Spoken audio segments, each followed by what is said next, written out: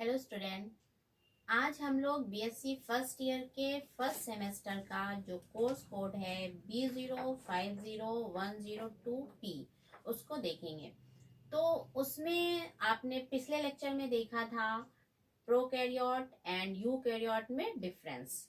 आज हम लोग प्रोकैरियोट एंड यूकैरियोट में समानताएं यानी सिमिलरिटीज क्या है उसको आज डिस्कस करेंगे। तो पिछले लेक्चर मैंने बताया था कि जो सेल्स उदित हुई यानी उत्पन्न हुई वो कैसे हो गई। तो सेल्स जो थी वो उत्पन्न हुई थी कैसे हुई थी, यानी जो आपके रासायनिक इन्वायरमेंट है, ये केमिकल जो इन्वायरमेंट है उनमें मॉलिक्यूल्स में आपस में क्या हुआ, रिएक्शन हुआ, उससे वो सेल्स बनी थी। और वो सेल्स क्या कहलाई, प्रोकैरियोट कहलाई। यानी आपने स्टैनले मिलर का एक्सपेरिमेंट पढ़ा होगा। उस समय का वातावरण यानी 3.5 बिलियन वर्ष पूर्व जो इन्वायरमेंट था वो कैसा था, उसमें अमोनिया थी, ऑक्सीजन नहीं थी, और क्या था, वाटर था। तो जो उस समय बिजली जो चमकती थी यानी कि अमोनिया और वाटर के रिएक्शन से, और बिजली जो चमकती थी उसके रिएक्शन से क्या हुआ, मैनी वाटर मॉलिक्यूल्स टूटे और अमोनिया के मॉलिक्यूल्स टूटे और ऑक्सीजन अलग हो गई और क्या बन गया, एक रेड कलर का केमिकल बना। वो रेड कलर का केमिकल बना, उसे क्या बोला गया था, कोएसरवेट। यानी वो कोएसरवेट क्या था, एमिनो एसिड था। आज भी जो जीव बने हैं वो किससे बने हुए हैं, एमिनो एसिड से बने हुए हैं। कितने एमिनो एसिड हैं, 20 एमिनो एसिड। ठीक है, तो उन्हीं एमिनो एसिड से जो जीव बने थे, तो वो फर्स्ट टाइम जो कोएसरवेट था वो क्या था, एमिनो एसिड था। उनसे जो सेल एराइज हुई यानी उनसे जो सेल उदित हुई वो सेल कैसी थी, बिल्कुल सिंपल साधारण टाइप की और छोटी सी थी। उस सेल्स को क्या बोला गया, प्रोकैरियोट सेल्स कहा गया था। तो यानी सेल्स की जो उत्पत्ति हुई वो कब हुई, 3.5 बिलियन वर्ष पूर्व, और मॉलिक्यूल्स के स्वतः अभिक्रिया के फलस्वरूप हुई थी।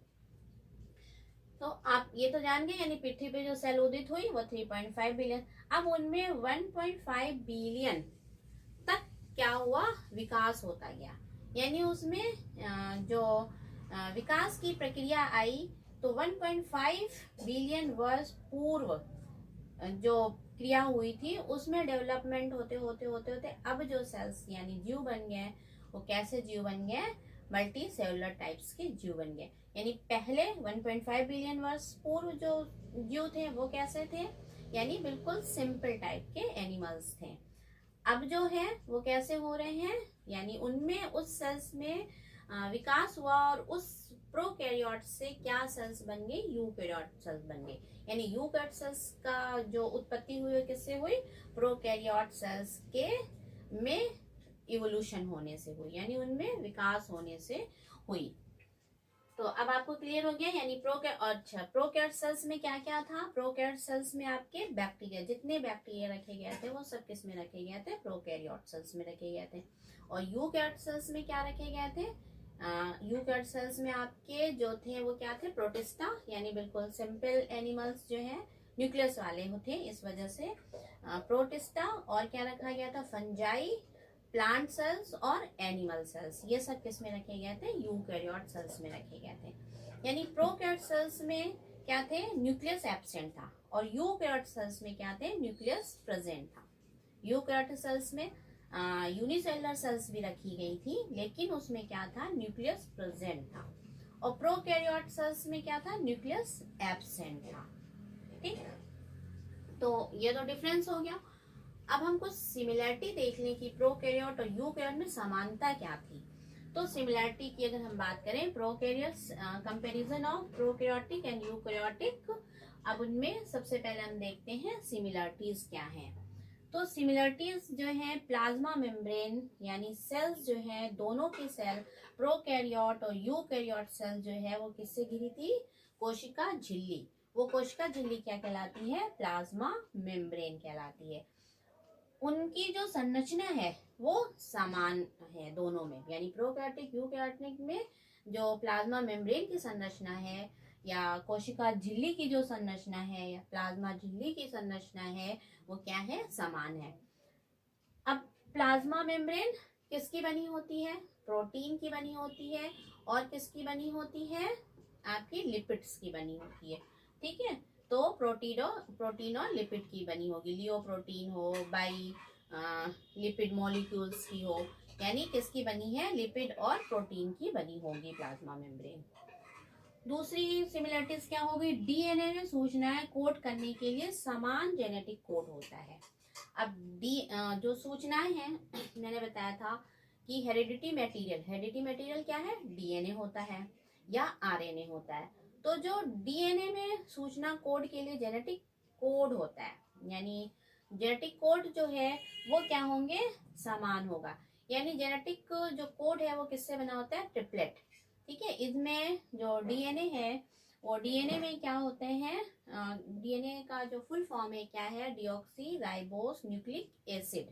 ठीक है, यानी डीएनए किसका बना हुआ है? पेंटोज शुगर, फॉस्फेट और न्यूक्लियस बेस का बना हुआ है। अब बेस क्या है? बेस जो है वो आपके क्या है? एडेनिन, थाइमिन, यूरेसिल, साइटोसिन और ग्वाइनिन। ठीक है, तो डीएनए में क्या होता है? एडेनिन, थाइमिन, ग्वाइनिन और साइटोसिन होता है। ये जो है बेस पेयर होंगे। और आरएनए में क्या होगा? जो थाइमिन की जगह क्या हो जाता है? यूरेसिल हो जाता है। यानी थाइमिन किससे रिप्लेस हो जाता है? यूरेसिल से। तो आरएनए में कौन कौन से बेस पेयर हो गए? एडेनिन और ग्वाइनिन, साइटोसिन और थाइमिन की जगह क्या हो जाएगा? यूरेसिल हो जाएगा। और डीएनए में क्या हो जाएगा? एडेनिन, थाइमिन, साइटोसिन और ग्वाइनिन हो जाएगा। ठीक, तो ये जो जेनेटिक कोड है यानी ट्रिपलेट के फॉर्म में, यानी आपने देखा होगा जेनेटिक कोड जो है UCG या UUA। ठीक है, तो ये ट्रिपलेट के फॉर्म में ये कोड होता है, जेनेटिक कोड होता है। तो ये जेनेटिक कोड जो है वो दोनों में यानी ट्रिपलेट फॉर्म में होंगे और दोनों में समान होंगे।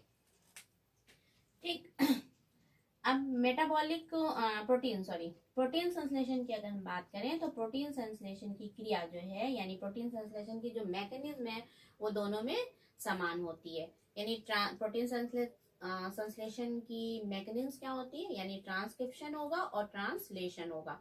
तो प्रोटीन सिंथेसिस की जो मैकेनिज्म है प्रोकैरियोट और यूकैरियोट में, दोनों में क्या होगा? ट्रांसक्रिप्शन होगा और ट्रांसलेशन होगा। ठीक है, तो ट्रांसक्रिप्शन और ट्रांसलेशन की जो क्रिया है या प्रोटीन सिंथेसिस की क्रिया है वो दोनों में समान होगी। अब नेक्स्ट जो सिमिलरिटी है वो क्या है? Metabolic pathway. अब मेटाबॉलिक पाथवे क्या होता है? मेटाबॉलिक क्रियाएं आप जानते हैं कि इसमें कोई चीज टूटती है या बनती है। यानी मेटाबॉलिक रिएक्शन जो होती है वो 2 स्टेप में कंप्लीट होगी। मेटाबॉलिक क्रियाएं, एक कैटाबॉलिक और दूसरी एनाबॉलिक। ठीक है, तो कैटाबॉलिक में क्या चीज होगी? कोई चीज टूटेगी। और एनाबॉलिक में क्या होगा? कोई चीज सिंथेसिस होगी यानी बनेगी। यानी कोई चीज बनेगी तो दूसरी चीज टूटेगी, फिर दूसरी बन रही है तो टूट रही है। तो इस तरह से ये मेटाबॉलिक क्रियाएं चलती रहती हैं बॉडी में। तो मेटाबॉलिक जो पाथवे है उसमें जैसे ग्लाइकोलिसिस है, ट्राइसिट्रिक एसिड साइकिल है, ये सब क्रियाएं जो है वो दोनों में समान होंगी। यानी मेटाबॉलिक क्रियाएं जो है वो दोनों में समान होती हैं। अब एटीपी, इन क्रियाओं को करने के लिए क्या चाहिए? एनर्जी चाहिए, ऊर्जा चाहिए। तो ऊर्जा दोनों में किस फॉर्म में होती है? एटीपी ऊर्जा अणुओं के रूप में। यानी ऊर्जा जो है वो एटीपी के रूप में दोनों में संचित रहती है। तो एनर्जी किस फॉर्म में हो गई? एटीपी ऊर्जा के अणुओं के रूप में उपस्थित होती है। नेक्स्ट है पादप के समान नीले हरे शैवाल में प्रकाश संश्लेषण होता है। अब नीले हरे शैवाल यानी ब्लू ग्रीन एल्गी। ठीक है, इससे क्या है? ये बैक्टीरिया है। ब्लू ग्रीन एल्गी क्या है? बैक्टीरिया है। तो ये क्या हो गया? प्रोकैरियोट हो गए। ठीक है, तो प्रोकैरियोट में भी यानी कुछ बैक्टीरिया ऐसे हैं जो प्लांट के तरह ही फोटोसिंथेसिस करते हैं। ठीक है, तो यानी फोटोसिंथेसिस से में क्या बनता है? फोटोसिंथेसिस करके उनका प्लांट का जो भोजन है, फूड है, वो बनता है यानी ग्लूकोज बनता है। तो इसी तरह फोटोसिंथेसिस करके बैक्टीरिया भी अपना फूड बनाता है। वो कौन से बैक्टीरिया जो फोटोसिंथेसिस करते हैं? ब्लू ग्रीन एल्गी या नीले हरे शैवाल। तो दोनों में यानी प्रोकैरियोट और यूकैरियोट में जो समानता हो गई, यानी ये भी फोटोसिंथेसिस कर सकते हैं। तो ब्लू ग्रीन एल्गी में, ठीक है, यानी नीले हरे शैवाल में क्या है, प्लांट के समान फोटोसिंथेसिस होती है। नेक्स्ट कैरेक्टर्स हो गए, प्रोटियोसोम की संरचना दोनों में समान होती है, यानी जो प्रोटियोसोम्स होते हैं उनकी जो संरचना है वो दोनों में समान होगी, चाहे वो प्रोकैरियोटिक हो या यूकैरियोट हो। तो ये तो कुछ इनके सिमिलरिटीज थी जो प्रोकैरियोट और यूकैरियोट में सेम है। अब हम नेक्स्ट लेक्चर में देखेंगे कि अलग अलग देखेंगे कि बैक्टीरिया सेल का स्ट्रक्चर क्या होता है, या यूकैरियोटिक सेल्स का स्ट्रक्चर क्या होता है, या प्लांट सेल्स या एनिमल सेल्स में डिफरेंस क्या है। प्लांट सेल्स और एनिमल सेल्स किस में आएंगे, प्रोकैरियोट या यूकैरियोट, किस में आएंगे, यूकैरियोट, ठीक है। क्यों क्यों क्योंकि इसमें क्या होता है, न्यूक्लियस होता है। जितने न्यूक्लियस वाली सेल्स हैं वो किस में रखी गई हैं, यूकैरियोट में रखी गई हैं।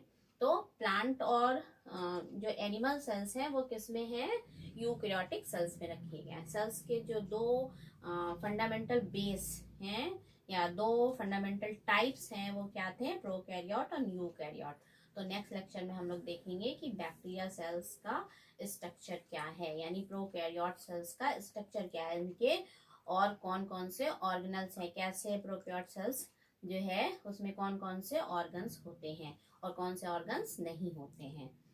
Okay, thank you.